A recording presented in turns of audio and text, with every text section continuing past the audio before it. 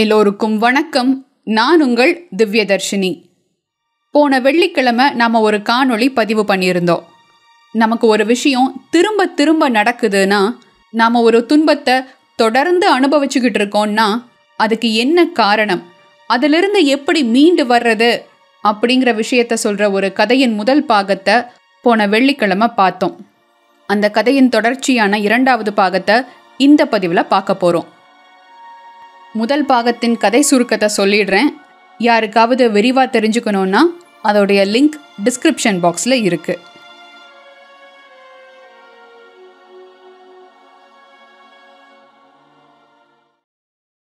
தன் மனைவி 2வது முறையாக கர்ப்பமாக இருக்கும்போது அவங்களுக்கு பிறக்க போகிற குழந்தையின் எதிர்காலத்தை பற்றி தெரிஞ்சுக்கிறதுக்காக அவங்க ஜாதகத்தை கணிச்சு பார்க்குறாரு ஒரு ஜோதிடர்.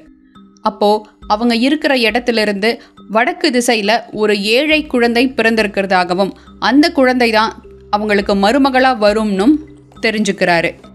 அதை நடக்காமல் தடுக்கிறதுக்காக அந்த ஏழைக்கு பணத்தை கொடுத்து அந்த குழந்தைய தான் வளர்க்கிறதா வாங்கிட்டு வந்த ஜோதிடர் யாருக்கும் தெரியாமல் அதை ஆற்றுல தூக்கி வீசிடுறாரு. இதை ஊர் மக்கள் பார்த்துட்டதுனால ராத்திரியோட ராத்திரியா அந்த ஊர்லேருந்து கிளம்பி வேற ஊருக்கு குடி போகிறாரு. தன் ஜோதிட கலையின் மூலமாக நல்ல பேரும் புகழும் அவருக்கு கிடைக்குது. செல்வ செழிப்போட வாழ்க்கையை நடத்திட்டு வராரு. பல வருடங்கள் கழித்து ஒரு முறை தன் நண்பர்கள் கூட சுற்றுலா போயிருந்த போது ஒரு மீனவ குடும்பத்தை சந்திக்கிறாரு. பல வருஷங்களுக்கு முன்னாடி ஆத்துக்குள்ள வீசி எறிஞ்சு தான் கொன்னுட்டதா நினைச்ச குழந்தை இப்போ ஒரு குமரியா இந்த மீனவ குடும்பத்தில் வளர்ந்துட்டு வரதை பார்த்ததும் அவருக்கு தூக்கி வாரி போடுது.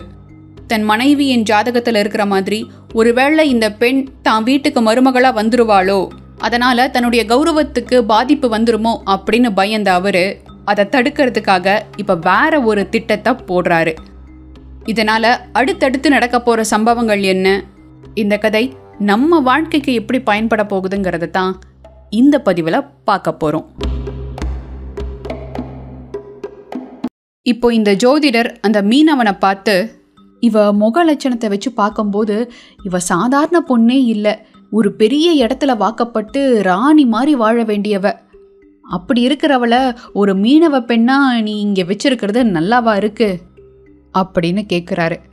தான் மக வாழ்க்கை நல்லா இருக்கணும்னா, அவ நல்லா வாழணும்னா தான் என்ன வேணா செய்ய தயாராக இருக்கேன் அப்படின்னு மீனவன் சொல்ல, அப்படின்னா இந்த பொண்ணை உடனே நகரத்தில் இருக்கிற என்னுடைய அண்ணன் வீட்டுக்கு அனுப்பி வை. அவர் இவளுக்கு வேணுங்கிறதையெல்லாம் செஞ்சு கொடுத்து ராணி மாதிரி பார்த்துக்குவார். பெரிய பெரிய ஆளுங்க கிட்டெல்லாம் அவருக்கு பழக்கம் இருக்குது. அதனால் சீக்கிரமே அவள் வாழ்க்கைக்கு ஒரு நல்லது நடக்கும் அப்படின்னு இந்த ஜோதிடர் சொல்ல மீனவனும் அதுக்கு ஒத்துக்கிட்டாரு.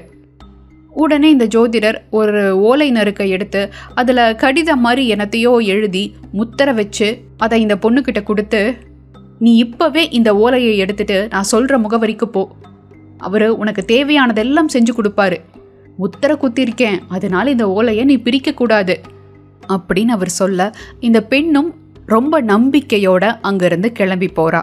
தான் வச்ச குறி எப்படியும் இந்த தடவை தப்பாது, கண்டிப்பா தன் திட்டம் நிறைவேறும் அப்படிங்கிற திருப்தியில இந்த ஜோதிடரும் வீடு திரும்பினாரு. இந்த பெண் அந்த நகரத்தை நோக்கி பயணம் பண்ணிக்கிட்டு இருக்கும்போது ராத்திரி நேரம் ஆயிடுச்சு. அதனால வழியில ஒரு தங்குற விடுதியை தேடி அந்த விடுதி சொந்தக்காரர்கிட்ட தன்னுடைய நிலைமையை சொல்லி அன்னைக்கு ராத்திரி மட்டும் அங்க தங்கிட்டு போறதுக்கு அனுமதி வாங்கியிருந்தா அந்த பொண்ணு. அவ மேல இறக்கப்பட்டு அந்த விடுதியுடைய சொந்தக்காரரும் அவ தங்கறதுக்கு ஒரு அறைய கொடுத்தாரு. நடு ராத்திரி இருக்கும், எல்லாரும் தூங்கிக்கிட்டு இருக்கிற நேரத்துல திடீர்னு ஒரு கொள்ளை கூட்டம் அந்த விடுதிக்குள்ள நுழைஞ்சது.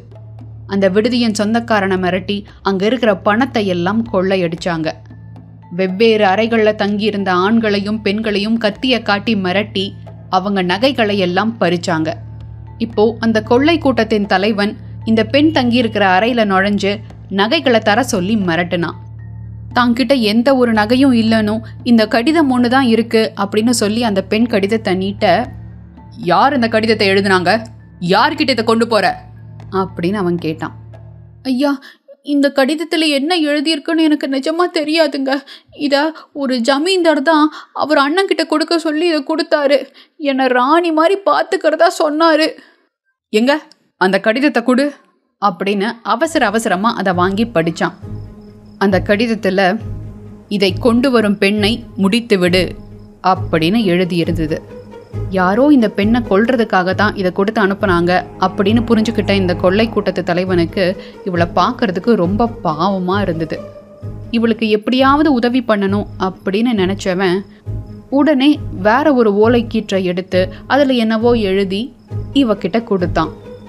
உனக்கு நல்லது நடக்கணும்னா இங்க நடந்தது எதையும் சொல்லாம இந்த கடுதாசியை கொண்டு போய் அவர் சொன்ன இடத்துல கொடு அப்படின்னு சொல்லிட்டு அங்கிருந்து கிளம்பி போயிட்டான்.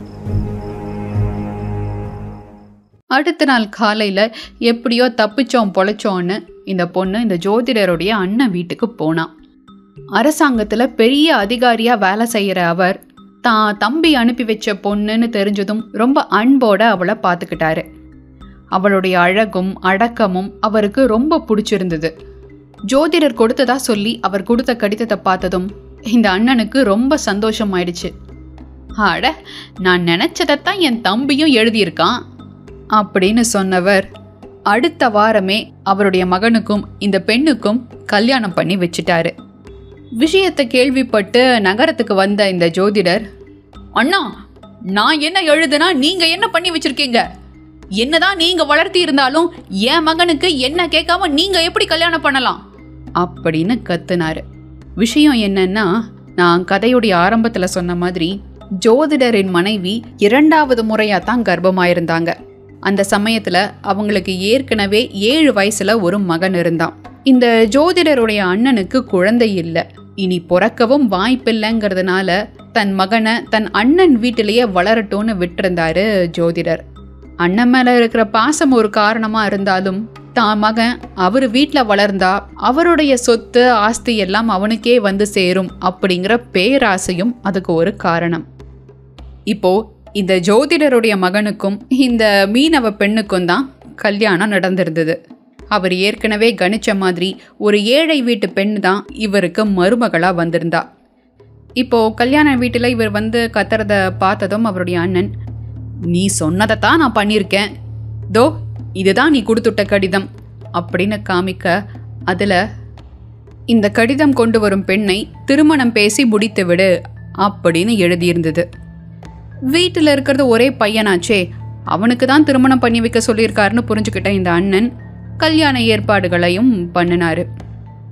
இது நான் எழுதின கடிதாசி இல்ல, யாரோ நடுவுல மாத்தி எழுதியிருக்காங்க, நான் இந்த பொண்ணுடைய கதையை முடிக்க தான் சொன்னேன் அப்படின்னு கத்துன போதுதான் அங்க இருக்கிற எல்லாருக்கும் தூக்கி வாரி போட்டுச்சு. இவர் அண்ணன் ஒன்றும் இவர் மாதிரி இல்லை. அரசாங்க அதிகாரியா இருந்தவர், ரொம்ப நேர்மையானவர், நல்லவர்.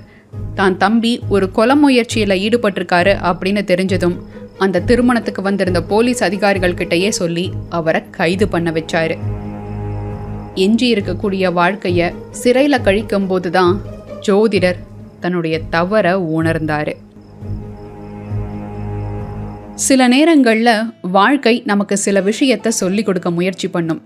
அதை நாம புரிஞ்சுக்கல, அந்த விஷயத்த கத்துக்கலங்கும் போது நம்ம மண்டையில உரைக்கிற மாதிரி கடுமையான முறையில வாழ்க்கை அதை சொல்லி கொடுக்கும். இந்த ஜோஷியருக்கு ஏழை பெண் மருமகளா வந்து பணத்தால அவருக்கு இருந்த அகங்காரத்தை குறைக்க வாழ்க்கை முயற்சி பண்ணுச்சு.